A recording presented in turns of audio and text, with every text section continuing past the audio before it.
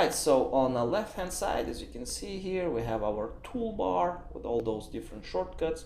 So the first one, if we click, we're going to use V-Ray render. So this is a rendering button. As you can see here, progressive rendering kicked in. And if we close it, the next one is V-Ray frame buffer. So it shows us the last frame that rendered through the V-Ray frame buffer. V-Ray rendering settings is basically whatever this button on top does. Rendering setup also opens the rendering dialog, and here we have quick settings, and as you can see here we have exterior, interior, VFX, and studio setup.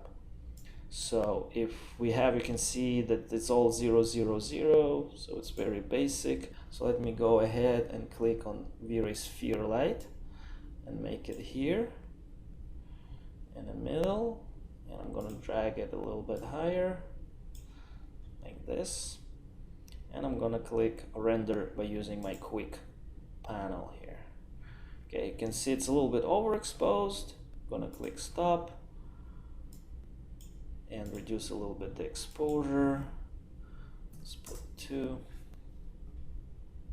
And I'm going to increase my rendering settings to about, let's put it in the middle somewhere here. Click render. So you can see the render takes a little bit longer to render, and we have passes. And the quality got a little bit better, but let's increase this all the way up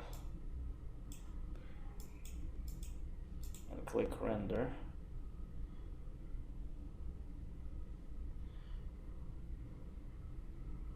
We can see that the render taking even more time, but the quality is going to get much better. It's the highest one from all of those. You can see it's very, very clean here.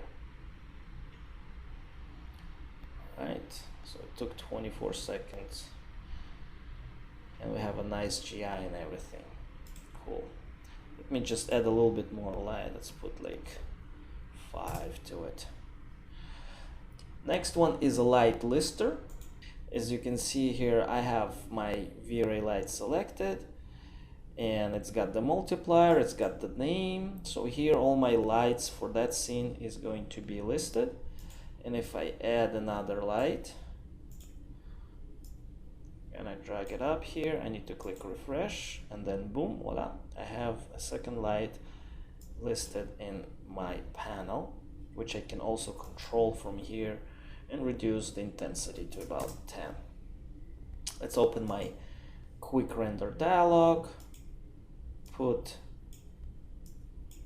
the quality somewhere in the middle, click render, and you can see here both of those lights being rendered.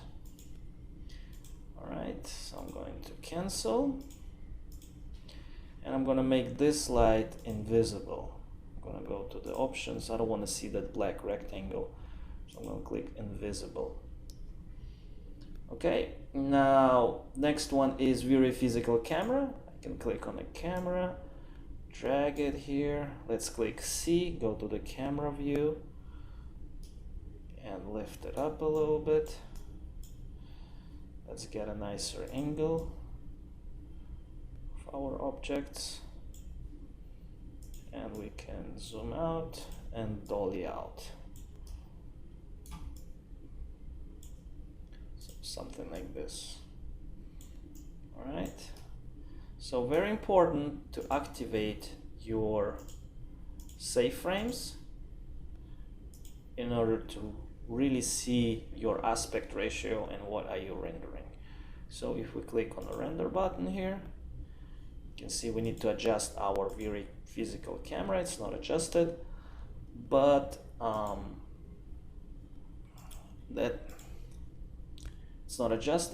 those we're going to examine in our later tutorials. Moving forward, V-Ray dome camera is the camera got those half domes, so kind of fisheye. Next one is V-Ray stereoscopic camera, got 2 different angles. for the VR option. So it's a shift between two eyes, so we get the virtual reality experience and see things in 3D. Now we have shortcuts for the lights: V-Ray light, V-Ray plane light, V-Ray dome light, V-Ray sphere, mesh object. I can create, let's do cylinder here, and if I click on this mesh, the cylinder is going to be converted into mesh object. And if I click on the lister, here this object was also added. You can see sphere, plane, and mesh. All right. So if I click P and I click render, you can see that all of those lights are working together. Now, next one is V-Ray IAS. Those are the really cool shapes for the spots. V-Ray sun and V-Ray ambient light. Afterwards, we have V-Ray proxy. If you have many objects such as chairs, if you have a restaurant with a lot of plates, that can always be created as proxy and instanced all around your scene. We have V-Ray meta balls. Those are kind of liquid but very thick liquid balls. When they come together, it starts to merge.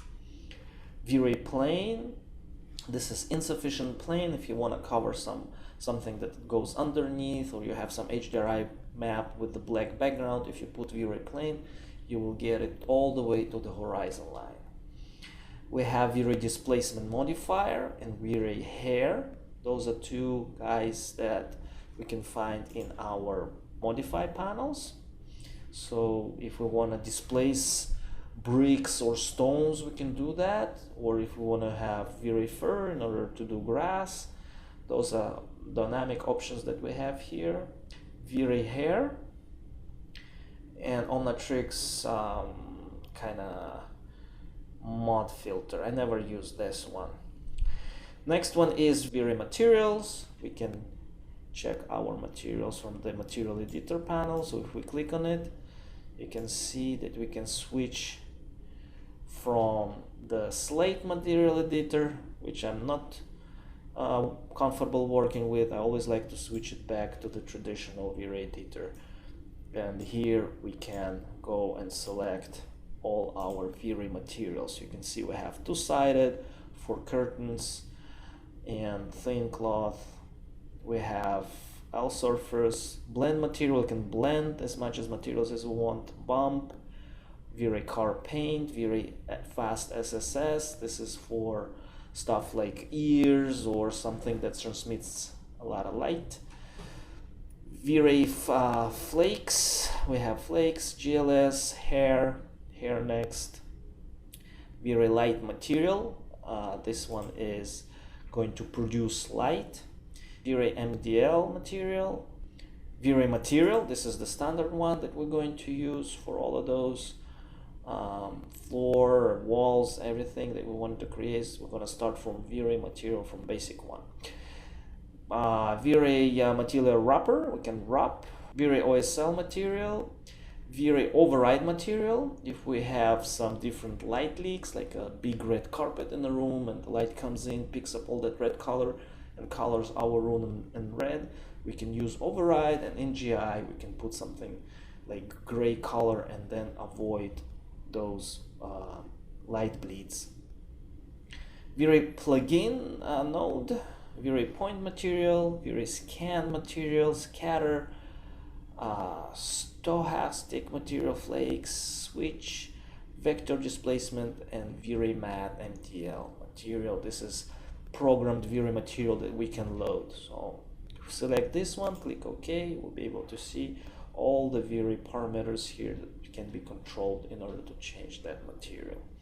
Okay, so last one is V-Ray matte. From file we can load this, and the last one is V-Ray shadow catcher through the V-Ray object. So we can make objects that will let light through and shadows cast through them. So that's very unique and important if you want to do that, cast shadowing through the objects. Alright, so let's go and see how we can get to this panel through here. So if we go to the standard primitives, click on V-Ray, you'll be able to get V-Ray proxy, clipper, plane, sphere, metaball, scene, and V-Ray volume grid. Next one is helpers, and helpers will also have V-Ray, BP tracer, light matte, stereoscopic, and in system we have also V-Ray stereoscopic rig. So basically those are the options, and the last ones, of course, if we want to do displacement, need to select object, go to the modifiers, all the way down we have V-Ray displacement mode and V-Ray hair farm mode. Alright, now let's see what else we have. If we right click on the object and go to the V-Ray properties, we can see for every object we get this panel of V-Ray object properties. Here we can change if it's matte or transparent, if it's got alpha, so we can make our object completely transparent. If we do -1 and matte object here, so if we have a car, we can put a plane and we can make this plane transparent, so the car will have only the shadow around it, but this plane itself will not be visible or renderable. So it's very easy to place this car into HDRI environment. You actually can open HDRI environment behind you and place your car accordingly to the perspective. Other stuff that can be controlled from that panel, such as motion blur, we have here generate caustics if some objects don't need to have caustics, V-Ray tune, and pretty much other parameters that can control reflection amount, refraction amount, GI amount, so we can control all of that from here. Now the last one is if we go to V-Ray environment, here we can click add and we can see that we have fire effect, fog, V-Ray volume light, V-Ray aerial perspective, V-Ray environment fog, V-Ray sphere fade, and V-Ray tune. V-Ray tune is pretty cool. It makes a very cartoony look to your images. So let's click on the light lister here and reduce this to about 2, 5, so it will not be overexposed. And now we can click render and see how this V-Ray tune works.